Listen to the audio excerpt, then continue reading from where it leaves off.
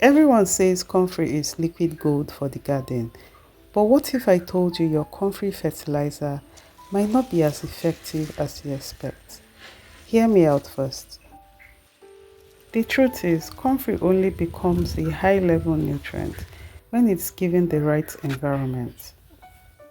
If you're growing in a pot or a bag like I did, you may already be limiting its potential.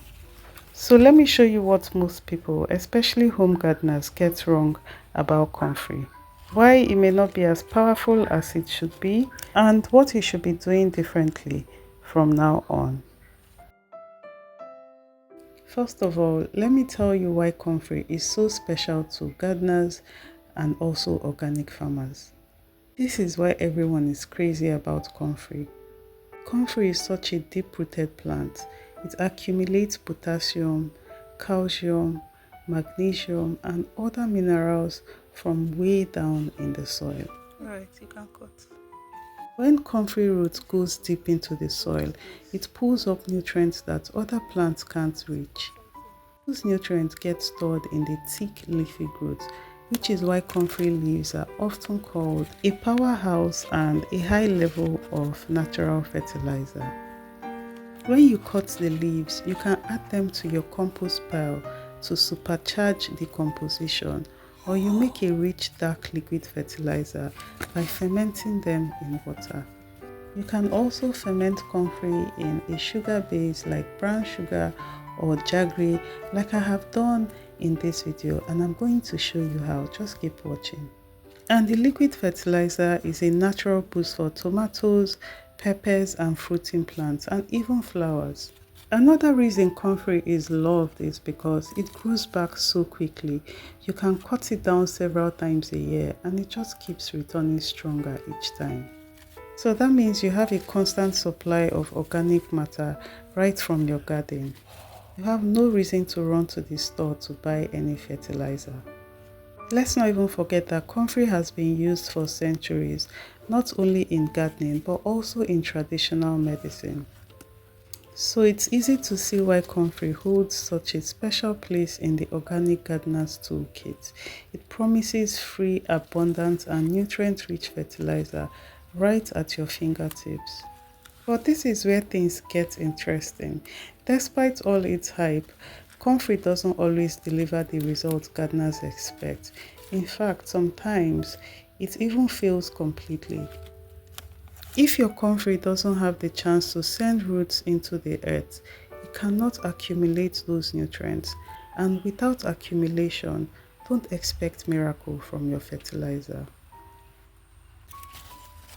I've always had my Comfrey in the ground until later this year when I had a few seedlings left, and then I lost the one in the ground to rot. So the only seedling I had left was transplanted into this bag. But I enriched the soil with compost and manure. So the leaves grew large and healthy. From the surface it looked perfect, but deep down the roots were trapped. They couldn't stretch into the soil layers where Comfrey normally mines minerals. They were limited. Yes, the soil in the bag was rich, but Comfrey's true power lies in the ability to dig beyond what other plants cannot reach. Without that, you only get what you feed it, not what nature intended it to pull up from underground. It doesn't mean I can't still use these leaves to make organic fertilizer. They still have some nutrients, but they won't be as effective as they should be.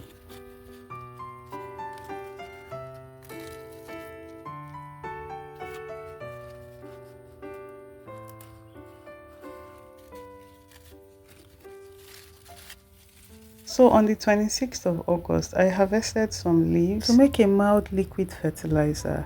Remember that Comfrey grows really fast. I'm showing you what it looks like now after harvest.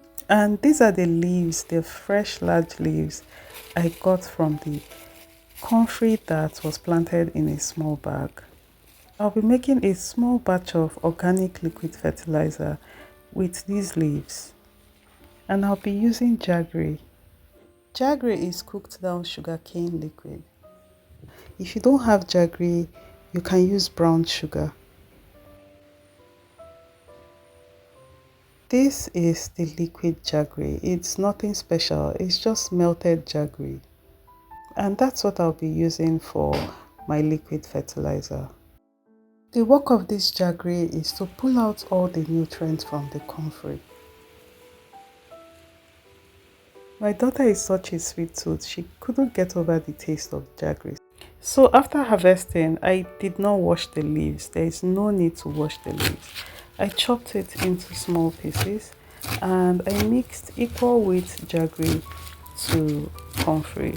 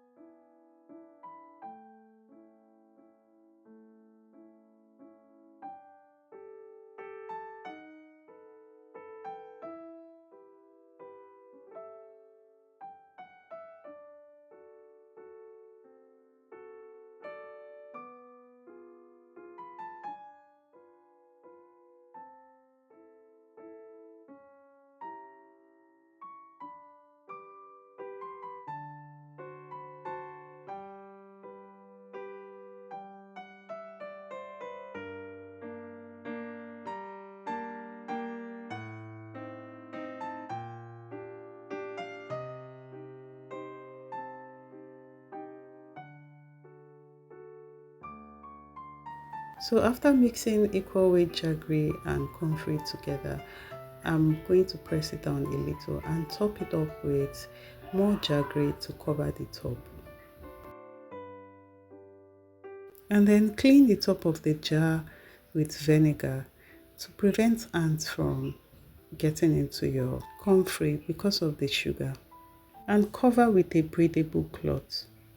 Here I used the tissue paper and then you just let it sit for about 5 days, but I left mine for 2 weeks and some days. This was made on the 26th of August and on the 15th of September it was ready.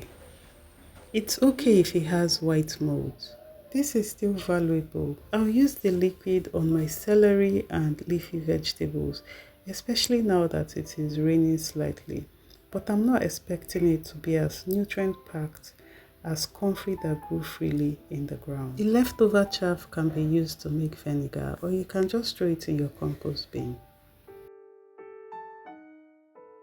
And we have our fermented comfrey plant juice.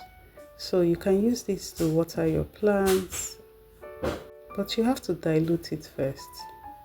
1 part comfrey to 15 parts water. Before I dilute this to water my celery, let me show you what the comfrey looks like after I took out of it on the 15th of September to make the liquid fertilizer.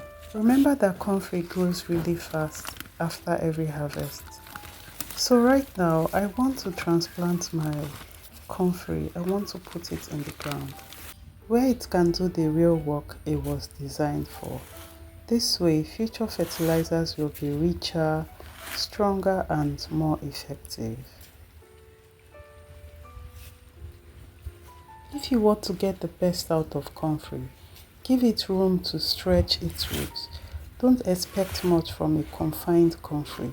It will only give you what you put in, not the hidden treasures deep in the soil. Comfrey is called an accumulator for a reason. It thrives when you plant it directly in the ground, where the roots can dive 6 to 8 feet deep, pulling up nutrients most plants will never reach.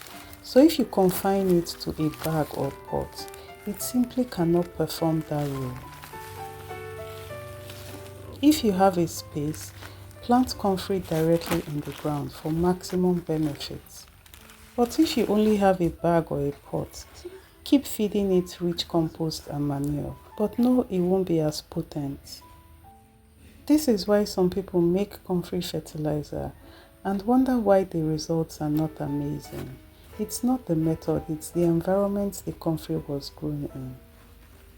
This is why I am transplanting my comfrey into the ground, where it can do the real work it was designed for. So if your comfrey fertilizer hasn't been as powerful as you hoped, now you know why. It's not the comfrey that doesn't work, It's that it needs the right environment to do its job. Thank you so much for watching, and remember, in gardening, small changes in how we grow can make all the difference in what we harvest.